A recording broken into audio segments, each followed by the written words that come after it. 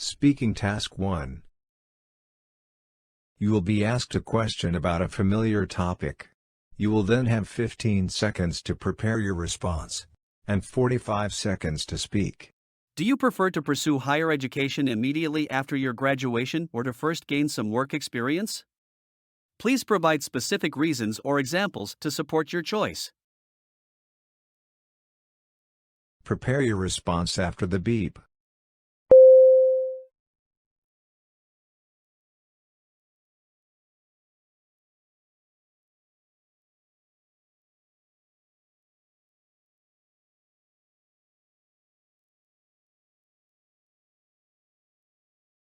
Start speaking after the beep. I prefer to pursue higher education immediately after graduation. I believe in the concept of striking the iron while it's hot. When we graduate, we're still in the rhythm of studying and our learning abilities are at their peak. It's easier to dive in straight to masters, rather than take a break and then try to get back into the student life. Also, advanced knowledge in a specific field can provide better career opportunities. For example, if I aspire to be a researcher, then having a master's degree is mandatory, and to reach that goal as soon as possible, it's better to continue studying right after my bachelor's degree. Finally, I feel it's easier to gain work experience after a higher degree, as, more often than not, better qualifications lead to better work roles. So to sum up, I find it beneficial to continue higher education immediately after graduation for faster and better career progress. Speaking Task 2. You will read a short paragraph and then listen to a conversation between two people. You will have 50 seconds to read the paragraph. After, you will get a question about what you read and heard. You will have 30 seconds to prepare your response and then 60 seconds to give it. You have 50 seconds to read. Start reading after the beep.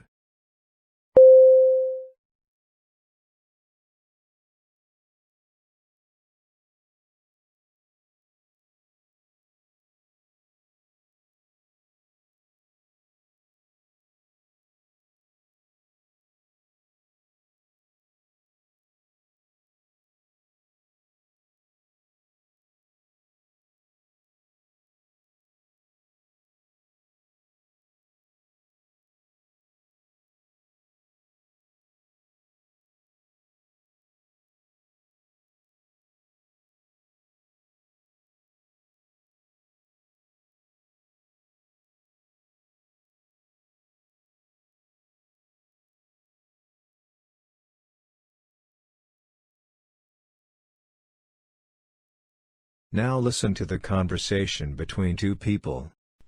Hey Ted, you're a runner. Did you see this letter in the paper? Yeah, I did, and I use those. And? I think it's a terrible idea. How come? Well, she really hasn't thought it through. Like, the thing about making them safer.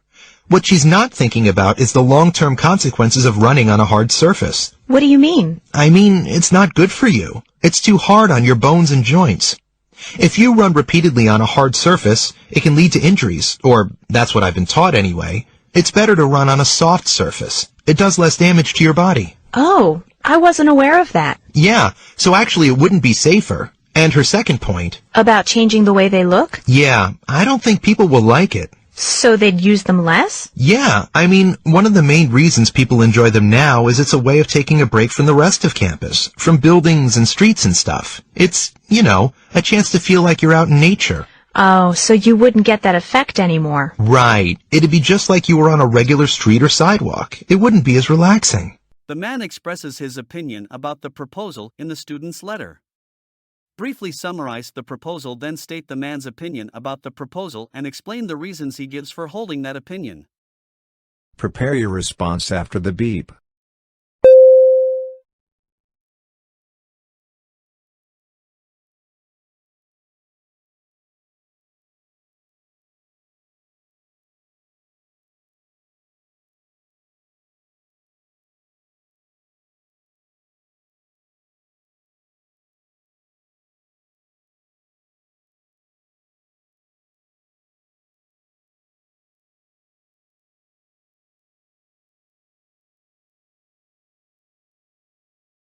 Start speaking after the beep.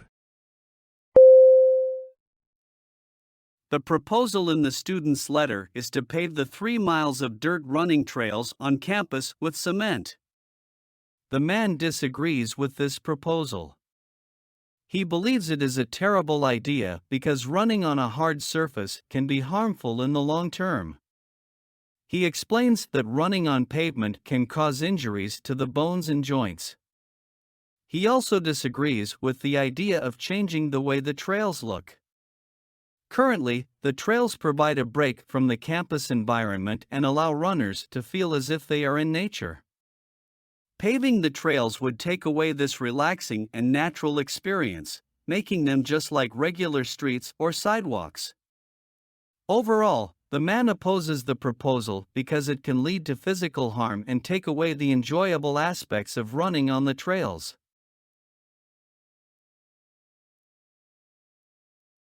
Speaking Task 3. You will read a short paragraph about an academic topic, then listen to a lecture about it. You will have 50 seconds to read the paragraph. After, you will get a question about what you read and heard. You will have 30 seconds to prepare your response and then 60 seconds to give it. You have 50 seconds to read. Start reading after the beep.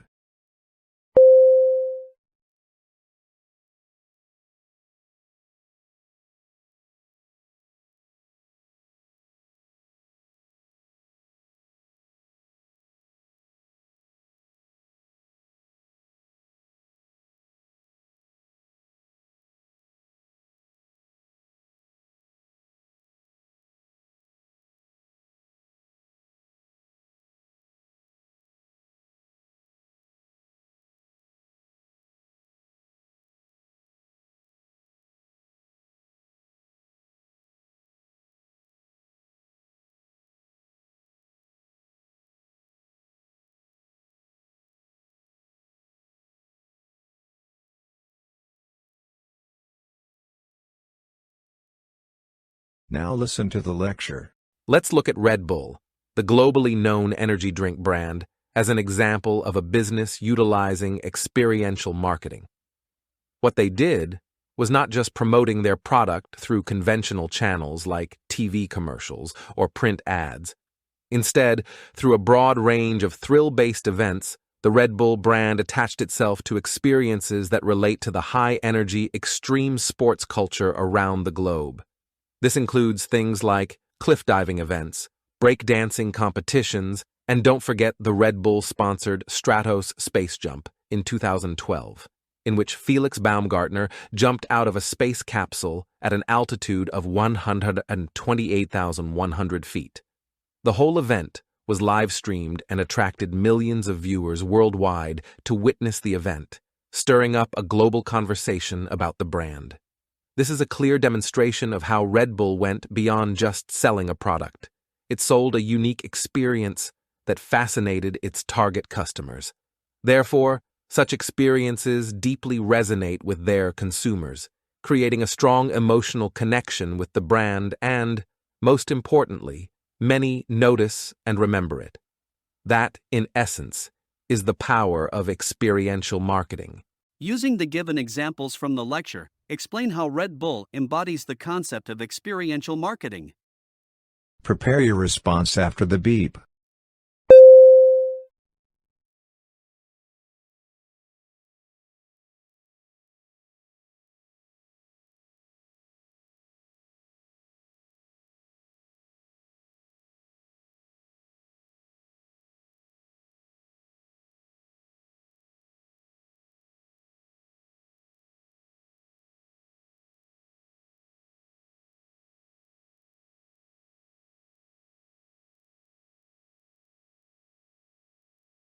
Start speaking after the beep.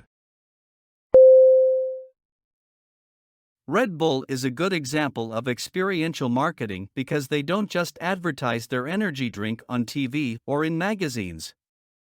Instead, they create exciting events and experiences that are related to extreme sports. For example, they organize cliff diving competitions and breakdancing contests. They even sponsored a man named Felix Baumgartner to jump from space in 2012.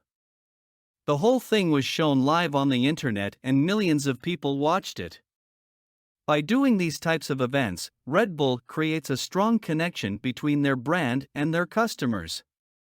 People remember these unique experiences, and it makes them feel more positive about the Red Bull brand.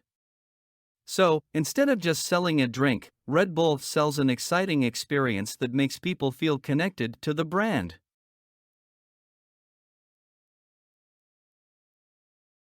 You will listen to a lecture about an academic topic. After, you will get a question about what you heard. You will have 20 seconds to prepare your response and then 60 seconds to give it.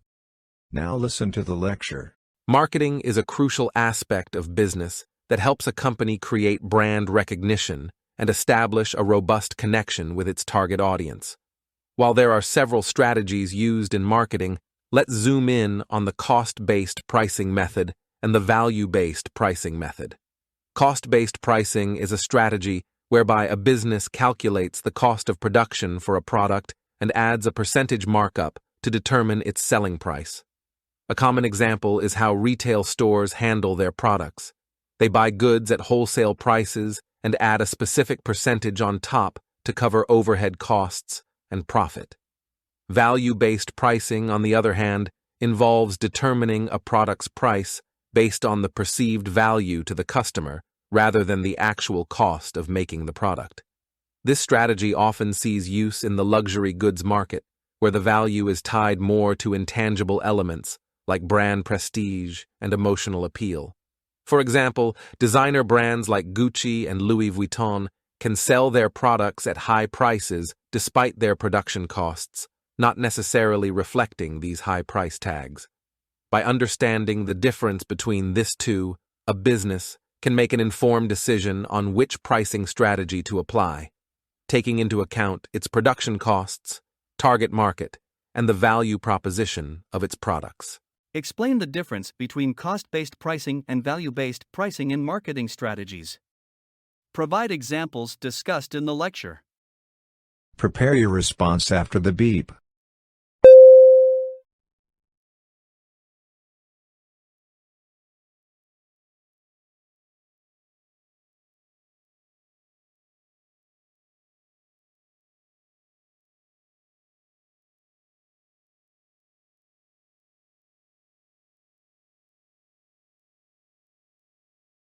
Start speaking after the beep. Cost-based pricing and value-based pricing are two different strategies used in marketing. Cost-based pricing involves calculating the manufacturing cost of a product and adding a percentage markup to determine its selling price. For example, retail stores buy goods at wholesale prices and add an additional amount to cover overhead expenses and make a profit. On the other hand, value-based pricing determines a product's price based on the perceived value to the customer, rather than the actual production cost. This strategy is commonly used in the luxury goods market, where intangible elements like brand prestige and emotional appeal play a significant role. For instance, brands like Gucci and Louis Vuitton can charge high prices because customers associate their products with status and quality, even if the production costs are not extremely high. In conclusion, cost-based pricing focuses on production costs, while value-based pricing considers the value customers perceive in the product.